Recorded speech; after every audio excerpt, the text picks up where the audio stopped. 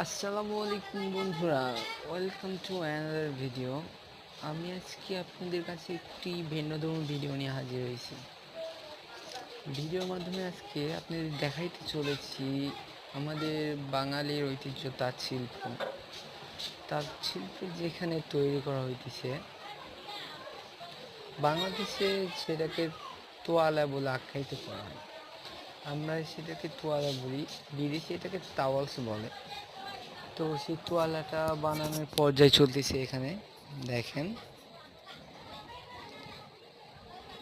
মেশিংয়ে কত সুন্দরভাবে তাঁত মেশিংয়ের মাধ্যমে তোয়ালিগুলো তৈরি করা হয় এবং এগুলোকে এখান থেকে পর্যায়ক্রমে বিভিন্ন পর্যায়ে ক্লিন করে, ওয়াশ করে, সফট করে তারপরে বিদেশে ডেলিভারি করা হয়।